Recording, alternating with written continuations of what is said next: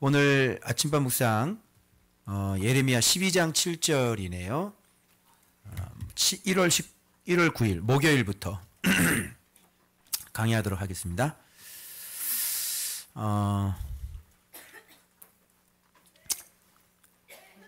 변질이라는 말이 있습니다. 변질이라고 하는 것은 사람이 완전히 이렇게 변하는 건데, 변질이라는 것은 어떤 그 비슷한 모습으로 변하는 것이 아니라, 좀 방향이 틀린 방향으로 변하는 것이 아니라, 변질이라고 하는 것은 타락이라는 것은 완전히 다른 모양이 되는 것이. 이 사람 변질됐다 이렇게 되면 예전의 모습을 어느 정도 갖고 있었다 이렇게 얘기해서는 안 됩니다. 변질은 완전히 다른 모양이 되는 것입니다. 그래서 유다의 삶을 보면, 이들의 모습을 보면 이게 단순히 어떤 부족함, 어떤 신앙에 있어서 좀 연약함, 그죠? 때로 우리가 넘어지는 그런 넘어짐에 대한 이야기를 하고 있는 것 같지 않습니다. 오늘 말씀에 보면 유다는 원래 하나님의 소유였는데 이게 완전히 다른 존재가 되어버린 겁니다. 그 다른 존재가 되어지는 것은 고쳐쓸 수가 없는 것이에요. 그래서 완전히 파멸시키고 뽑아버려야 되는 거예요. 그래서 다시 파멸시키고 어떻게 하냐면 다시 건설하고 다시 세워야 되는 것이죠. 그래서 유다는 완전히 파멸되고요. 다시 건설하고 세울 수 있는 사람들만 포로로 데려갑니다. 그리고 거기서부터 다시 하나님은 세우기 시작을 하시죠. 그러니까 오늘 본문에는 그런 전혀 다른 모양이 된 모습이에요. 그러면 원래 어떤 모양이었는데 어떤 모양으로 바뀌었는지 보면 이게 비슷하게 또는 예전의 모습을 갖고 있었는지 아니면 완전히 다른 존재가 되었는지 알 수 있죠. 오늘 본문에 보면, 자, 원래 어떤 모습이었는지만 찾아낼게요. 본문에서 한번 보세요.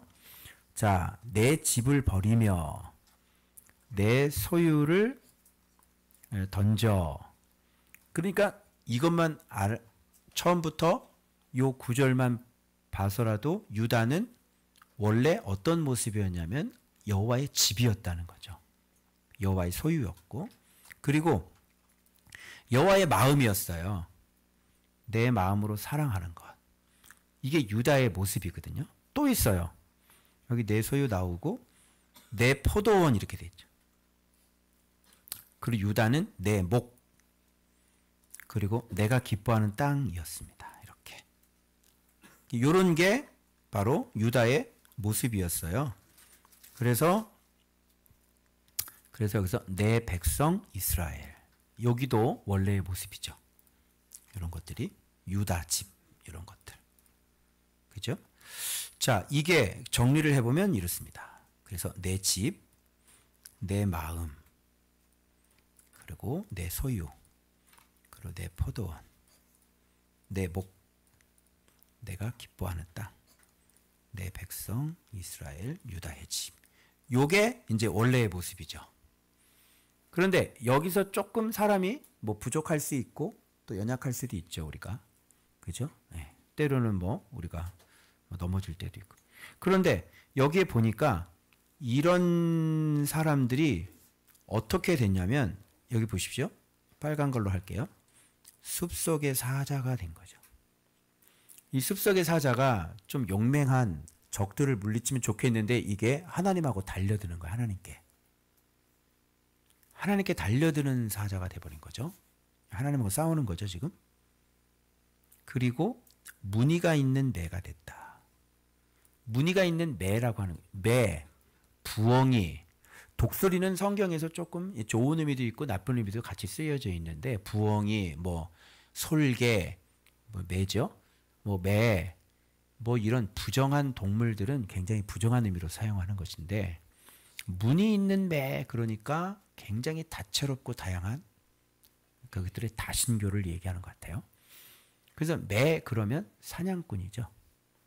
그래서 이렇게 혼합 종교에 쩌들어 있는, 그죠? 자기 동족들을, 또 연약하고 가난한 자들을 어떻게 사냥해서 잡아버리고, 그리고 자기가 습속의 왕이 돼서 하나님께 이제 대적하고 하나님께 이제 대드는 그런 모습으로 바뀌었는데, 자, 사자와 문이 있는 매하고 비교 한번 해드릴게요. 자, 이렇게 보십시오. 원래는 이런 모습이었어요. 내 집, 내 마음, 내 소유, 내 포도원, 내 목, 내가 기뻐하는 땅. 이게인데 지금 뭐가 됐죠? 그럼 이거는 뭐 조금 연약한 거예요? 아니면 완전히 다른 존재가 된 겁니까? 네, 다른 존재. 그러면 어떻게 해야 되냐면 이거를 원수의 손에 넘겨야 되는 거고, 그리고 다른 존재가 됐으니까 아주 가증스럽게 증오가 일어나야 되는 것이거든요. 여기서는 내 마음, 내 사랑하는 것이라 그랬지만 종류가 이거 완전히 바뀌어져 버렸으니까 여기서 하나님의 증오가 일어나야 되는 것이고 원수에게 넘겨버려야 되는 것이거든요. 그리고 주님은 뭐가 됐어요? 이들에게 삼키는 칼. 그죠? 네. 그리고 기근을 주죠. 전혀 소득이 없게 해서 수치스럽게 만들고. 뭐 간단해요. 이 본문의 내용은. 원래 이랬는데, 그런데 이거를 원수의 손에 넘겨주고 내 집을, 내 마음을, 내 소유를, 내 포도원을, 이게 주님 거잖아요. 자기가 가장 사랑하는 거를 원수의 손에 넘겨줘야 된다고 생각하면 이 넘겨주는 분의 마음은 어떨 것 같아요? 내가 가장 사랑하는 사람을 원수의 손에 넘겨줘야 되는 거예요. 내가 가장 사랑하는 아들을 원수의 손에 넘겨주고, 여러분, 내가 가장 사랑하는 내 아내를 원수의 손에 넘겨줘야 되는 거예요. 마음이 어떻게 돼요? 미쳐버리겠죠? 그래서 제가 그래서 잠깐 여러분 말씀드린 것처럼 예레미야 처음 시작할 때 이렇게 막 뽑고 뭐 파괴하고, 뭐 파괴가 그냥 한두 번 나오는 게 진멸 나오고요. 그리고 막 쓰러뜨리고요. 뽑고 이렇게 막 나오잖아요. 그리고 건설하고 세우리라 2개밖에 안 나오고요. 파괴하는 거 이렇게 많이 나오거든요. 이게. 그러면 왜 파괴하는 게 이렇게 많을까요? 왜 그럴까요? 제가 이걸 보면서요. 그러니까 내 소유를 넘겨버리겠다 그러고 내 사랑하는 것을 넘겨버리겠다 그러면서 뭐를 느꼈냐면 하나님의 마음이 정말 정말 힘들었겠다. 이게 글을 쓰다가 제가 갑자기 생각나요. 이게 묵상할 때는 그게 마음이 안 들었거든요. 근데 글을 쓰다가 이 마음이 느껴진 거예요. 그러면서 뭐가 깨닫면 1장에서 말씀하셨던 그 파괴한다는 게 앞에 4가지나 되고요. 세우는 건 2단어밖에 안 돼요. 그럼 무너뜨리는 게 더 많거든요. 그럼 왜 그럴까라고 생각해 봤는데 이스라엘이라는 존재는 하루아침에 건설된 나라가 아니거든요. 최소한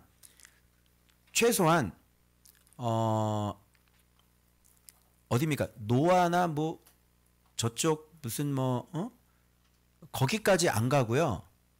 이게 아브라함까지만 가도, 그죠? 아브라함까지만 가도, 아브라함, 이삭, 야곱까지만 가도 지금 여기까지 오는 시간 동안 엄청난 많은 시간이, 그죠? 이 나라를 세우기 위해서 주님은 아브라함 한 사람부터 시작을 했거든요. 아브라함을 콜링해서 이 땅을 줄 거야. 너희 자손에게 줄 거야. 그죠? 그래서 여호수아가 진짜 건넜죠. 차지했죠. 여호수아 때. 그래서 진짜 이 나라가 되고 다윗 때 정말 영광스러운 나라가 됐고, 그런데 그 뒤부터 다윗이 죽고 난 그 뒤부터 나라가 완전히 이게 우상 숭배에 쩌들더니 이제는 전혀 다른 모습이 돼버린 거예요. 그러니까 하나님께서 자기가 그동안 일해 넣어서 지금 일하셔서 집을 지은 거잖아요. 이해돼요?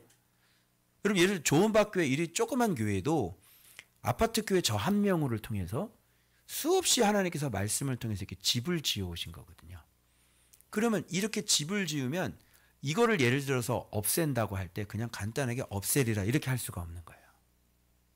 지금 오랫동안 집을 지었는데 오랫동안 우리 안에서 지금 진리의 집을 지었잖아요. 이걸 무너뜨리려면 어떻게 해야 되겠냐? 파괴하고 진멸하고 뽑고 막 이런 것들이 막 들어가야. 예를 들어 도시를 만들었어요. 도시를 그렇게 예를 들어서 여러분 쿠알라룸푸르의 그 빌딩들 다 지었잖아요. 그거 파괴하려면 얼마나 걸려요? 철거하려면. 자, 쌍둥이 빌딩 철거하려면 어떻게 되겠어요?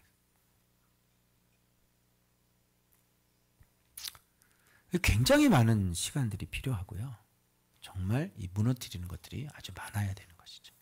그리고 싹 무너뜨려서 거기에 짐승 새끼 한 마리 없게 만들어야 되는 거거든요. 그쪽에. 힘들겠죠. 이런 거예요. 하나님은 아브라함 때부터 그 이전부터 몇천 년 동안 이렇게 이 나라를 세워놨는데 전혀 다른 모양이 돼버린 거예요. 그래서 싹 다 없애야 되니까 그래서 지금 이렇게 파멸이다, 파괴다, 진멸이다, 뽑아낸다, 쓰러뜨린다 이런 말이 그렇게 많이 나오게 돼요. 그러면 정말 그 오랫동안 아브라함부터 시작해서 그 오랫동안 만들어놨던 나라를 뽑아낼 때는 하나님의 마음이 어떻겠냐고.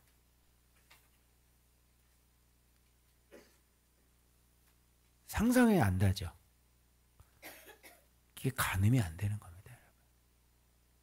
그 하나님의 마음에는 걸리는 사람이 한둘이 아니에요. 아브라함 걸리죠. 이삭 걸리죠.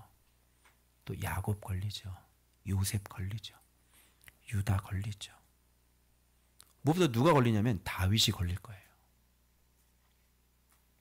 그럼에도 불구하고 이게 완전히 다른 모양이 되었기 때문에 싹 다 없애고 하나님은 다시 세우셔야 되는 거죠. 그래서 이렇게 변질이 됐을 때는요. 하나님이 다시 세우시는 방법은 뭐냐면 그루터기만 남겨놓고 다 밑둥까지 다 잘라버리는 겁니다. 사람이 교만해지잖아요. 사람이 변질이 되잖아요. 그럼 그 사람을 다시 세우려면요. 웬만한 조치 가지고는 안 됩니다. 밑둥까지 싹 다 잘라버려야 그 사람이 힘이 다 없어질 때 그때 하나님을 쳐다보거든요. 그래서 아무것도 할 수 있는 게 없어야 돼요. 할 수 있는 거 뭐만 있어야 돼요? 그냥 식탁에 앉아서 조그만 책 펴놓고 묵상하는 거 외에는 할 것이 아무것도 없어야 돼요. 그래야 그 사람 다시 바로잡힙니다. 그래서 하나님이 사람을 다시 세울 때 쓰는 방법은 밑동까지 다 잘라버리는 거죠. 이렇게 사랑했던 사람이 이렇게 바뀌면 되겠어요? 안 되겠죠? 예. 그래서 그렇게 수없이 돌아오라고 외쳐도 안 되는 겁니다. 늦었어요. 그래서 오늘날 우리를 위해서 말씀은 남기지만 이 당사자들은 돌아오지 않습니다. 언제 돌아오느냐?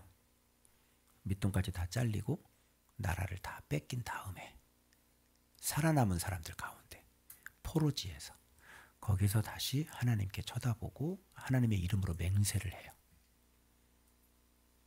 이해되세요? 네. 그래서 이렇게 바뀌는 거는 이거는 가망이 이미 없는 거다. 이렇게 보시면 되겠습니다. 자, 여기서 많은 목자가 내 포도원을 헐며 내 몫을 밟아서 내 기뻐하는 땅을 황문지로 만들었도다. 여기서 목자라고 하는 표현은 물론 뭐 또 정확히 얘기하면서 이렇게 만든 사람들이 사실 유다 안에 있는 목자들이잖아요. 그죠? 근데 여기서 있는 목자는 사실 저 이방 북에서 오는 그런 목자들을 얘기하는 거거든요. 사실은. 근데 사실 내부적으로 보면 진짜 이렇게 포도원을 이렇게 짓밟았던 건 누구냐면 하나님이 맡겨주신 그 목자들 있잖아요. 말씀 맡은 자들. 이 자들이 하나님의 포도원을 짓밟아버린 거죠. 먼저. 그러니까 어떻게 와서 이제 완전히 이방이 와가지고 짓밟아버리게 된 것이지. 목자가 자기 포도원을 헐고 목자가 그 주님의 몫을 밟아서 주님이 기뻐하는 땅을 황무지로 만들어버렸다. 말 되죠? 그죠? 왜? 그들이 말씀을 떠나서 우상을 숭배했기 때문에 그렇죠. 예. 목자가 거기서 뭐를 가리키느냐에 따라서 여기가 완전히 이 밭이 초토화가 될 수 있어요. 제가 말씀을 가르치지 않고 여기서 은사 집회를 하거나 그죠? 막 예언 사역을 하거나 치유 집회를 한다. 그럼 여기가 어떻게 되겠어요? 이 밭이 초토화가 되고요. 사단이 막 들어오는 거예요. 이런 것도 밭이 초토화가 되는 겁니다. 그런데 우상을 섬기고 우상을 들여오고 하나님의 말씀을 버리고 우상의 것들을, 잘못된 것들을 가르쳤는데 이 포도원이 나만 하겠어요? 그죠? 그래서 북방에서 쳐들어오기 전에 누가 이 포도원을 망쳤다? 그들의 목자들이, 말씀을 갖고 있는 목자들이 이 포도원을 망쳤다. 나는 훌륭한 농부인가? 라는 생각을 해보았습니다. 여기 있는 열매들은 정말 내가 잘 키우고 있는 사람인가? 여기에 열매들이 하나하나씩. 근데 이렇게 100%라고 자신 있게 얘기할 수가 없을 것 같아요. 또 나의 잘못된 모습 때문에 여기에서 또 어떤 몇 명의 영혼들은 진짜 온전하게 잘 크지 못하고 있을 수도 있는 것이죠. 그러면서 나에게 맡겨준 이 포도원을, 정말 주님께서 나한테 맡겨주신 이 포도원을 정말 내가 성실하게 목양해서 정말 하나님 앞에 모두 다 극상품 열매로 만들어야 하는 그런 책임이 나에게 있구나. 그러면서 하나님 앞에 내가 어떤 모습으로 내가 이 포도원을 관리하는 농부가 되어줘야 될까? 그런 묵상을 하게 되었던 본문이었습니다. 그래서 파괴하는 자들, 또 이게 파괴 나오죠, 이렇게. 그리고 여기 봐봐요. 헐며, 파괴, 이런 거 나오잖아요. 그래서 앞에 1장에서 얘기했던 그 단어들이 곳곳에 계속 나옵니다. 그래서 여호와의 칼이 이 땅을 다 삼켜버렸다. 육체가 평안하지 못한다. 그리고 이제 이거거든요. 이것도 우리가 한번 생각해 봐야 될 문제들인데, 무리가 밀을 심어도 가시를 거두고 수고하여도 소득이 없어요. 그 소산으로 말미암아 스스로 뭐예요? 수치를 당하리.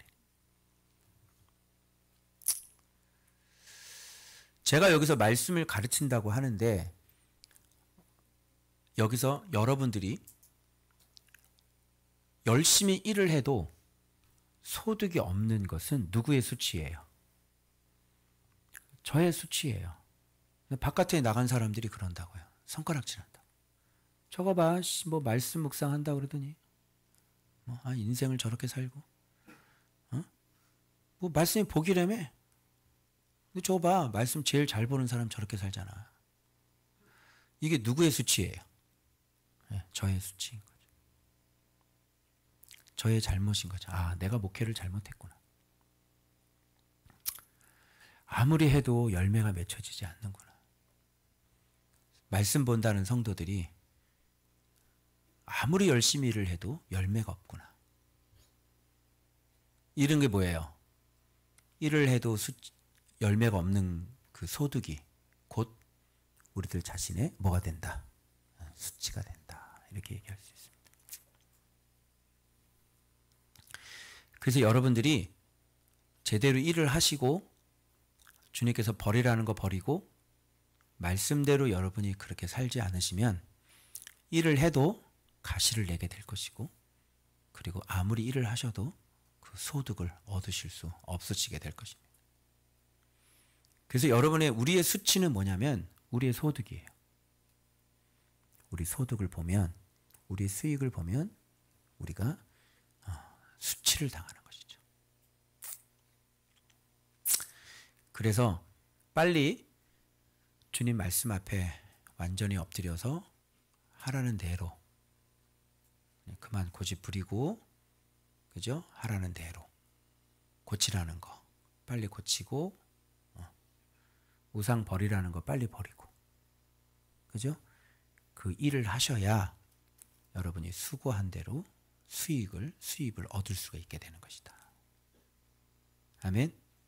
그래서 말씀 보는 사람들이 수치를 당하고, 말씀 보는 사람들이 아무 소득이 없어서 말씀 보지 않는 사람들에게 손가락질을 당하는 그런 일들이 없도록 여러분들이 진짜 하나님의 일을 하시길 그리스도 이름으로 축원합니다.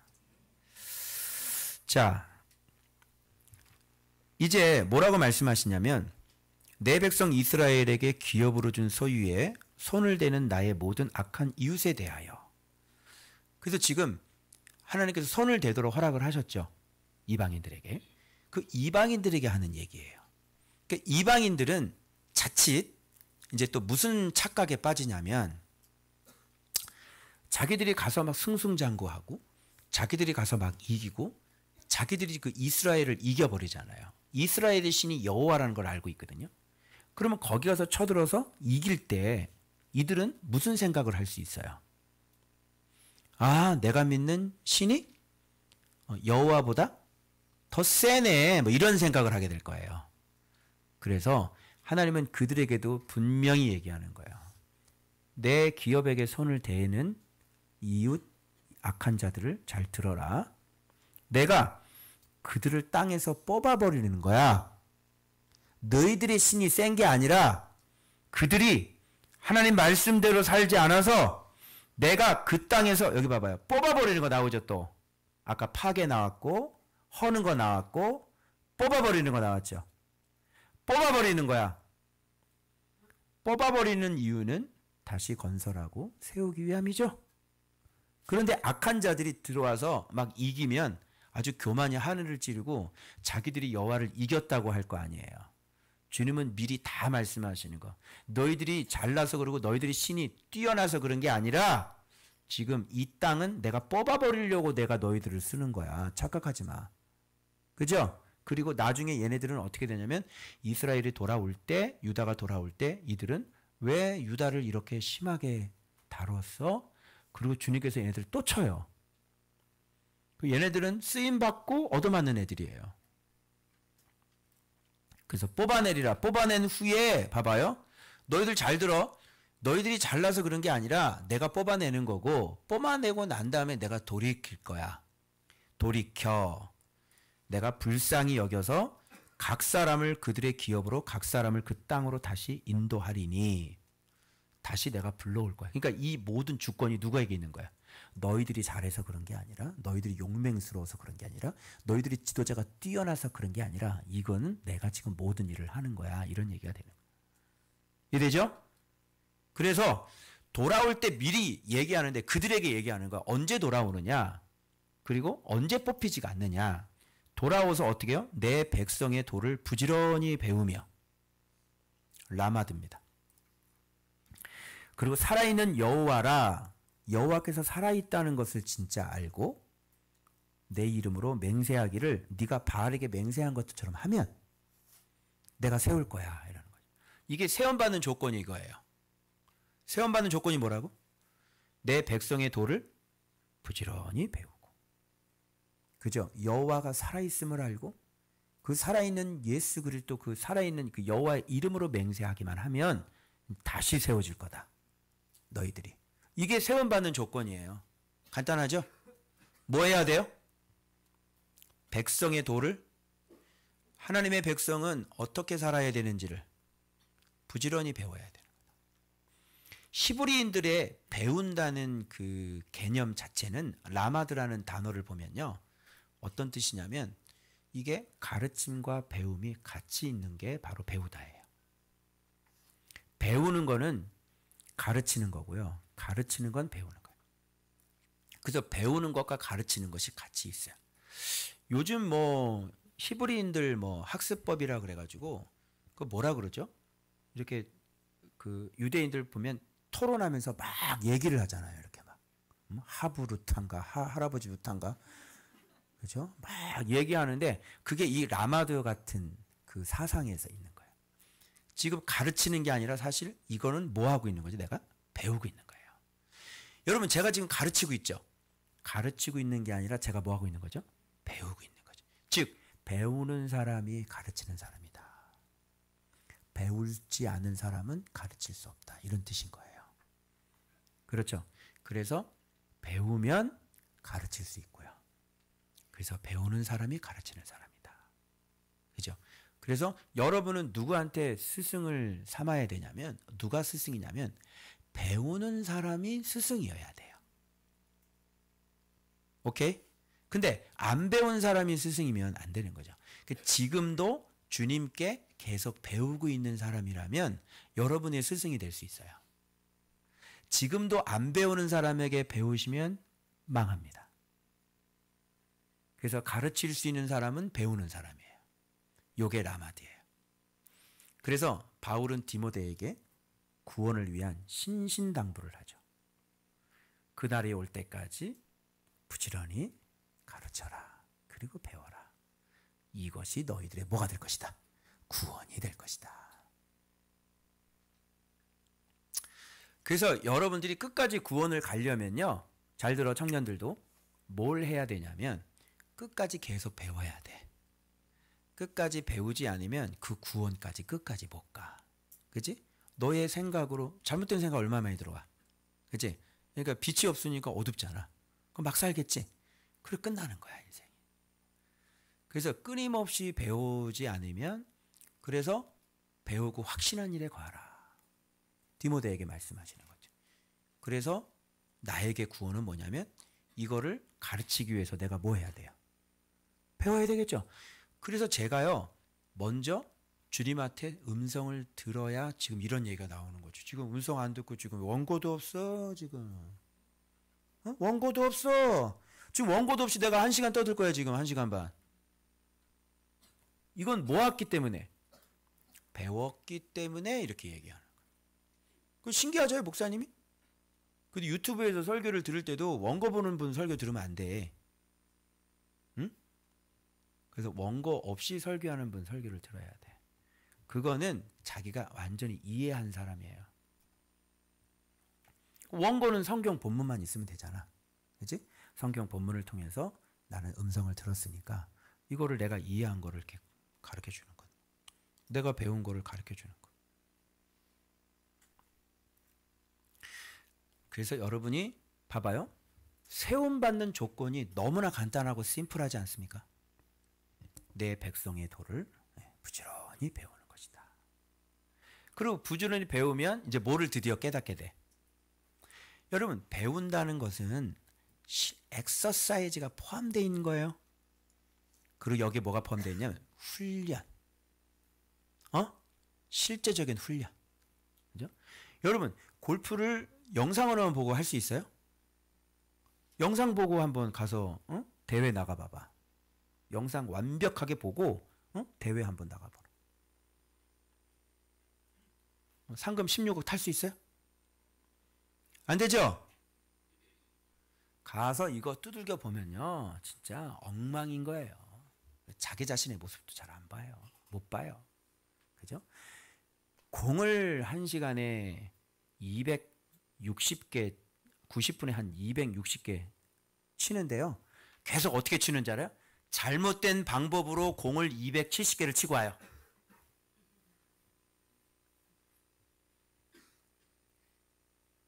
근데 그게 하루만 그런 게 아니에요. 6개월 동안 계속 잘못된 방법으로 계속 치고 와요.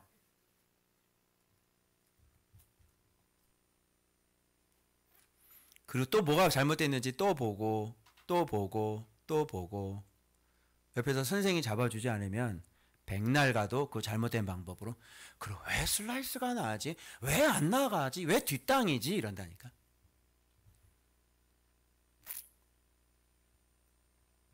그 표대 안으로 그 조그만 공 언제 집어넣을 거야?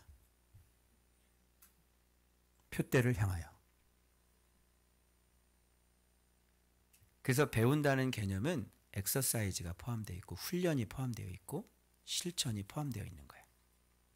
이런 것이 없는 예배, 이런 것이 없는 그 공허한 이론들 다 쓰잘데기 없죠. 삶 속에 들어가서 사랑을 실천해야죠. 안 되죠. 미움이 올라오죠.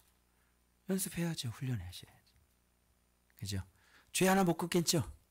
훈련하셔야죠. 여기 내려와서 이렇게 기도하는 것도 잘 안 되지? 훈련하셔야죠. 상번제 잘 안 되지? 훈련하셔야죠. 그게 라마드예요. 그래서 기독교는 추상적이지가 않다. 그래서 진짜 내 안에 하나님 나라 만들어져야 되고요. 그리스도 예수의 마음 만들어져야 돼. 말하는 법 뭐 다 배워야 돼. 이게 뭐예요? 봐봐요. 세움을 입으려니와. 그죠? 그런데 순종하지 않으면 그랬으니까 배워도 지식적으로 배우는 거 소용없구나. 뭐까지 가야 돼? 순종까지 가야지. 순종하면 세움을 받을 것이고 부지런히 배워서 순종하지 않으면 뽑을 것이다. 이렇게. 돌아오고 난 다음에도 이들 계속 배워서 순종하지 않으면 돌아오고 난 다음에도 내가 뽑아버릴 거다. 이렇게 얘기해요. 확실하지 않습니까? 그죠? 네. 뽑으리라 뽑아 멸하리라. 이렇게 말씀이 맞춰집니다. 여러분, 하나님의 백성의 도를 여러분 부지런히 잘 배우셔서 그 이름으로 맹세하고 반드시 그 맹세를 지키고 순종하는 여러분들 되시길 그리스도 이름으로 축원합니다. 그 다음, 그래서 이거는 뭐 참고하세요. 내 집이다 그랬으니까 성전이라는 거고, 내 마음이다 그랬으니까 사랑이라는 거고, 내 소유다 그랬으니까 하나가 됐고, 내 포도원이다 그러니까 그분이 농부신 거고, 내 몫이다 그러면 그분의 기쁨인 거고, 내 땅이다 그러니까 그분의 나라인 거고, 내 백성 이스라엘 유다다 내가 그들의 임금이다 이런 얘기가 되는 것이죠. 오케이? 그런데 뭐가 됐어요? 사자와 문이 있는 매가 돼버렸으니까 원수가 될 거다, 내가 칼이 될 거다, 삼키는 칼이 될 거다, 내가 그들에게 기근이 될 거다. 이렇게 되는 거예요. 그래서 몇천 년 동안 세웠던 그 집을 스스로 버리셔야 하는 그 하나님의 아픔, 그것들을 우리가 기억해야 될 줄 압니다. 그 다음, 자, 이거 여러분들의 이 그 묵상하면서 이 난간에 부딪히셨어요. 이 허리띠, 이놈의 허리띠. 이놈의 허리띠 때문에 여러분이 지금 묵상하는데 이걸 어떻게 해석해야 되는 난관에 지금 부딪히셨습니다. 하나님께서 어느 날 배띠를 사가지고 허리에 띠고 물에 적시지 말래요. 그래서 허리에 띠고 절대 물에 적시면 안 되는 거야. 그래서 예레미야가 띠를 사서요, 허리에 띠를 딱 띄었어요. 됐죠? 그때 하나님의 말씀이 다시 내게 임하셔서 허리에 띈 띠를 가지고 일어나 유브라데로 가서 거기서 그것을 바위 틈에 감추라. 이렇게 명령이 떨어져요. 어디로 가라고요? 유보라도 아니고 유브라데래요. 예? 와, 지금 유브라데가 어딘데 유브라데까지 갑니까? 그럼 무슨 제주항공도 있는 것도 아니고. 여기가 그 나라가 나라가 지금 밖에 나라가 지금 그죠? 유다에서 갈릴리로만 가려고 해도 여러분 지금 뭐 한 차로 5시간 걸리고 막 그러잖아요. 근데 거기서 그 유브라데 바벨론까지 언제 가요? 갈 수 있어요? 근데 뭐 특별한 사명이 있는 것도 아니야. 뭐 가지고? 허리띠 가서 그 묻어고 오라는 거예요. 아니 뭐 중차대한 뭐 사명을 가지고 가면 얼마든지 가지. 근데 고작 뭐 묻으라고? 허리띠를 가서 묻으라고 그 바위에다 감추라고 그 일 때문에 거기까지 가는데 그 주님한테 그 쇼부를 봐야 돼. 조금만 좀. 그냥 갈릴리 호숫가는 안 되겠습니까? 뭐 이렇게. 근데 예레미야는 갑니다. 가서. 근데 여러분이 이제 궁금한 점은 뭐냐면 그렇게 질문하시더라고요. 목사님, 바위 틈에 감추라 그랬는데 명령하신 대로 가서 그것을 명령하신 대로 가는 건 명령하신 대로 했는데 그것을 어디에다가? 처음에 살 때도 물 묻히지 말라 그랬잖아. 근데 그거를 바위 틈에다 감추, 유브라데 가가지고 바위 틈에 감추라니까 그걸 물가에다가 묻어버려 이거를. 분명히 봐봐. 제가 원어를 보니까요, 이 틈이라고 하는 것은 크랙이에요. 크랙. 지금 물가에 감춘다고 해서 뒤에 보니까 어떻게 했냐면 가가지고 가져오라 그럴 때는 이거 봐봐요. 내가 화살표 이렇게 됐죠. 이렇게 됐죠. 이렇게 지금 파고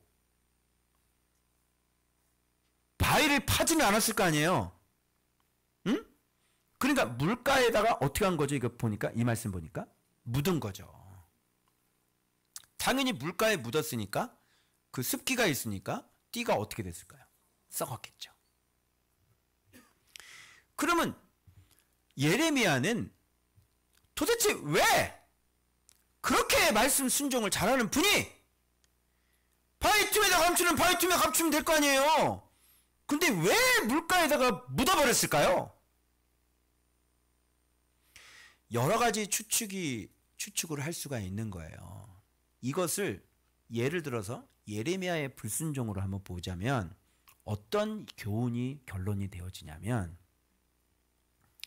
하나님 말씀에 순종을 하고 그리고 말씀 그대로 순종하지 않는 것. 그러니까 순종과 불순종이 같이 섞여 있죠. 여러분은 어떻게 생각하세요? 유브라데로 갔어요? 처음에 순종했어요? 그죠? 그 다음에 또 말씀이 있어? 유브라데로 갔어요. 근데 순종하지 못한 건 딱 하나예요. 뭐예요? 바위 틈에 감추라는 것만 순종을 못하고 어쨌든 감추긴 했어요. 근데 그 장소가 잘못된 거예요. 자, 여러분은 이거를 순종으로 인정하고 싶으세요? 아니면 불순종이라고 하고 싶으세요? 뭐예요, 여러분 이건? 응? 이건 뭐냐고요? 이건 불순종이에요, 여러분. 주님이 저에게 말씀하신 것 중에 하나가 뭐냐면 작은 명령 순종 안 한 것도 불순종이다. 똑같다. 하나님의 말씀은 여기 봐. 그대로 순종해. 응? 그러면 다른 건 다 하고 바위 틈 말고 바위 틈에다가 숨겨놨으면 썩지는 않았을 거 아니에요. 그래서 이게 이 성경에 이 하나님의 놀라운 지혜인데 제 예상은 유브라데에 바위가 없었던 것 같아요.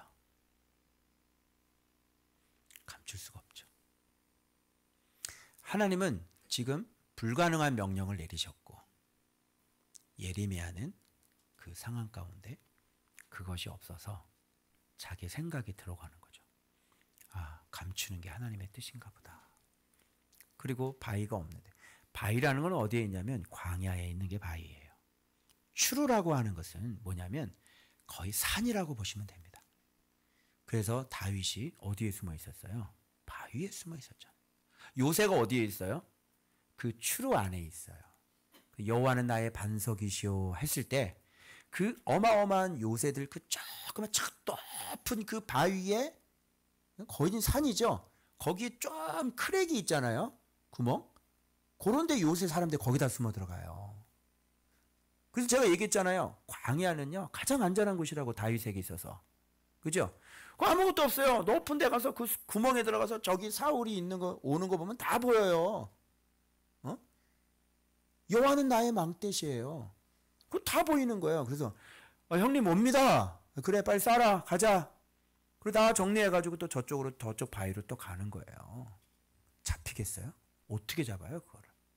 응? 이렇게 멀리서 다 보이는데 뭐 조그만 데에서 뭐 갈 데가 없으니까 잡히겠지만 위에서 다 내려다보고.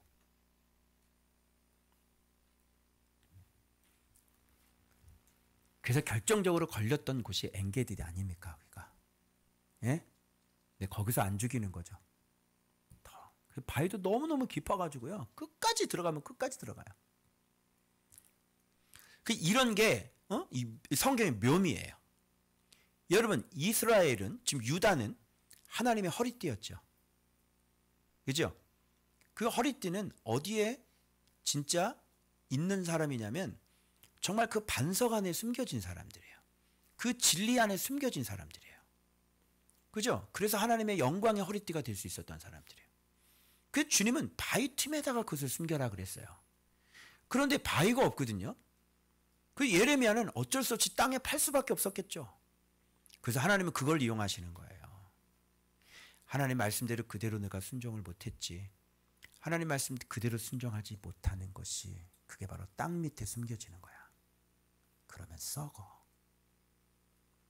인간적인 방법, 인간적인 생각. 그래서 순종이라고 했을 때, 교만이라고 했을 때 진짜 겸손은 뭐냐면 주께서 말씀하신 그대로 순종하는 거야. 거기에 네 생각이 들어가고 거기에 네 방법이 들어갔다가는 어떻게 됩니까? 썩어버리는 거예요. 주님의 말씀은 1.1에게도 틀림이 없어요. 바위의 틈에 숨겨라 그러면 이유가 있는 거예요. 왜? 그렇게 하면 썩어버리기 때문에요. 우리가 주님의 말씀 안에 들어가 있지 않으면 썩어버려요.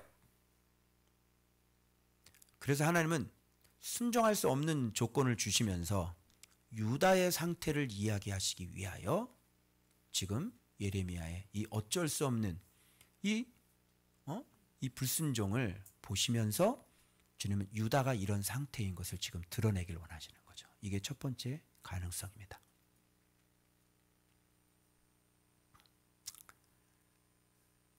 이거를 좀 긍정적으로 바꾸고 싶죠? 여러분들은 이 해석을 좀 긍정적으로 좀 바꿔드릴게요. 우리가 하나님의 말씀대로 순종하지 못하는 것들이 참 많죠. 온전하게 순종할 수는 없어요. 주님은 뭘 보시는 거예요?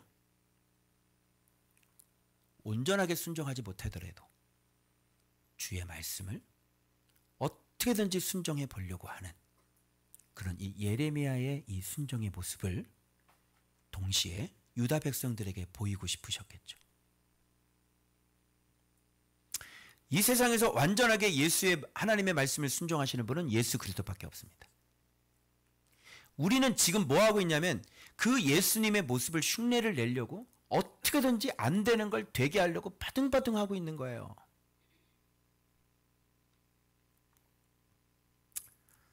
그래서 주님은 그 바등바등 순종하려고 하는 그 모습을 주님은 기뻐하시는 것이죠. 어때요? 조금 더 소망이 있지 않습니까, 여러분? 좀 이런 해석이 좀 좋지 않으세요? 그렇게 받을 수도 있어요. 이 말씀에 대하여. 그러나 제 마음에 굵직하게 온 것은 뭐냐면 다른 거 다 순종했어도 바위틈에 감추지 않는 것, 그거 한 가지만으로도 불순종이다. 여러분이 온갖 것을 다 순종을 하셨어도 말씀하신 그대로를 순종하지 않는 것이 보다 불순종이다.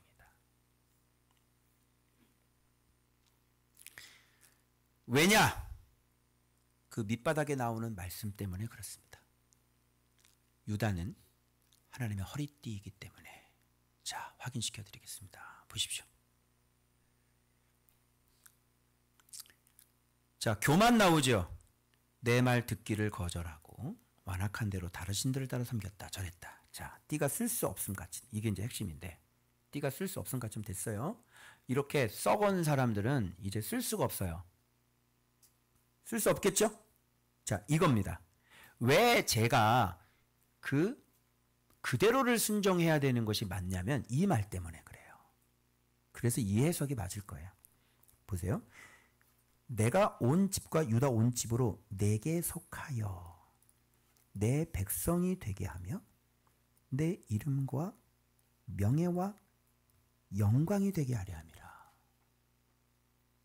자, 이렇게 만드는 것이, 이런 것이 하나님의 허리띠인데 바위에다 감추지 않고 땅에다 묻어버려요.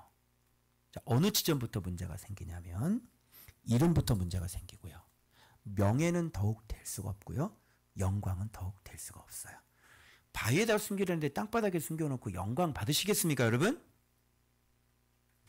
안 되죠? 그래서 그대로 순종하는 것. 그래서 이 허리띠는 바로 우리에게 주시는 교훈은 뭐냐면 주께서 말씀하신 그대로를 순종하지 않으면 썩어서 쓸 수 없게 된다는. 그래서 하나님의 허리띠는 그 정도로는 순종이 안 된다는 것을 보여주는 메시지예요. 동의하십니까? 그러면 여기서 정리해 볼게요. 하나님의 허리띠란, 하나님의 허리띠가 되려면 봐봐요. 그분께 속하여. 그분께 속하려면 어떻게 돼요? 진리를 배워 계명 안에 살아야 돼요. 이게 속하는 거예요. 이게 배움이죠. 됐어요? 그 다음에 내 백성이 되면은 뭐예요? 비로소 주를 임금으로 섬겼다고 하는 것이니까. 누가 임금으로 섬겨요? 말씀을 배워서 아는 사람이 임금으로 섬기겠죠. 그리고 내 이름, 그 안에서 이름을 경험하여 믿는 그 실제가 된 사람. 맞죠? 이게 이름이에요. 이름이 실제가, 하나님이 실제가 안 되는 사람은 이름을 모르는 사람이에요. 그리고 하나님과 관계가 별로 없는 사람인 거예요. 그래서 그 이름, 전능하심, 그러면 전능하심을 실제로 경험했어야 되는 거예요. 오케이? 그래야 그 이름을 알게 되는 거죠. 이스라엘 백성들, 유다 백성들은 그 전등하심을 경험했어요, 안 했어요? 했죠? 실제로. 그런 민족이에요, 여러분. 어느 민족이 홍해를 건넌 민족이 어디 있습니까? 어느 민족이 노예로 살다가 여러분 땅을 차지한 나라가 어디 있습니까, 여러분? 그죠? 그런 나라 별로 없어요. 그런 나라 미국밖에 없을걸요. 청교도들이 땅을 넘어와 가지고요. 거기서 그 땅을 주시잖아요. 그 1세기 그 초창기에 그 1세대 미국 그 청교도들은요. 그 위대하신 이름을 경험했던 사람이에요. 자, 그리고 그 이름이고요. 그다음 명예는 이름을 알고 난 다음부터 그 명예가 그 다음부터 이어져요. 그 이름을 높이며 사는 그의 자랑이 되는 거죠. 이거 굉장히 성장한 거죠. 그죠? 영광은 어느 지점입니까? 맨 마지막 지점인데 주께서 사신 것 같이 거룩과 사랑으로 딱 살아요. 완전한 성숙이죠. 이렇게. 그런데 바위 틈에 감추라 그랬는데 땅에다 묻으면 되겠어요? 안 되겠죠? 영광까지는 될 수 없어요. 그래서 그 본문은 바로 말씀 그대로 순종하지 않는 것, 바로 그게 썩어 쓸 수 없는 것이라는 것을 선지자가 지금 명령을 해서 선지자조차도 온전히 순종하지 못한 그 모습을 가지고 유다 백성들에게 허리띠가 어떤 개념인지를 설명하기 위한 본문이에요. 그게 바로 유브라데 강가에 감추라는 허리띠의 그 명백한 뜻입니다. 명확한. 그러면 여러분 우리가 지금 하나님의 허리띠 역할을 해야 되겠죠. 우리가 이렇게 그 이름을 알고 그분의 명예가 되고 그분의 영광이 되려면 어떻게 해야 돼요? 이것까지는 순종을 하고 요거 한 가지 순종 못하는 걸 합리화해야 됩니까? 그렇지 않습니다. 저 또한 마찬가지입니다. 제가 지금 싸우고 있는 건 작은 문제라. 근데 나에겐 이게 큰 문제라. 내가 이렇게도 할 수 있고 저렇게도 할 수 있는 문제예요. 그럼에도 불구하고 내 자유의지를 꺾는 이유는 이렇게 주님의 명예가 되고 주님의 영광이 되기 위해서 제가 저를 복종시키는 거예요. 얼마든지 제가 할 수 있어요. 근데 내가 걸어가는 길은 그 작은 거 하나라도 그게 하나님 앞에 말씀에 어긋나는 것이기 때문에 하지 않는 것이에요. 그걸 뭐라 그래요? 그게 바로 하나님의 허리띠라고 얘기하는 것입니다. 그래서 작은 일에 충성하는 자에게 주님은 큰 일을 맡기신다. 이렇게 말씀하신 것입니다. 여러분은 주님의 허리띠로 부름받으신 분들입니다. 그래서 주님의 허리띠에 누가 있는 거예요? 좋은 박교가 이렇게 딱 채워져야 되는 거예요. 그래서 우리로 하여금 그 주님의 명예, 그 주님의 자랑, 주님의 영광이 되게 하시는 그런 교회와 여러분들 되시길 그리스도 이름으로 축원합니다. 그 다음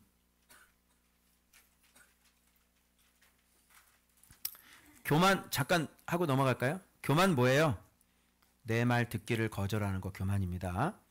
마음의 완악함 그대로 안 바꾸는 거 교만입니다. 다른 신들을 따라 섬기는 거 교만입니다. 그에게 절하는 거 교만입니다. 그래서 말씀대로 순종하지 않는 것이고 순종과 불순종이 함께 공존해도 불순종이니까 이것도 썩어서 없어지는 겁니다. 순종과 불순종이 섞이면 안 돼요. 남아있는 건 온전히 순종만 남아있으셔야 돼요. 그래서 순종과 불순종이 섞여 있어도 뭐예요? 교만이에요. 이것도 썩어서 쓸 수가 없는 상태다. 보시면 되겠습니다.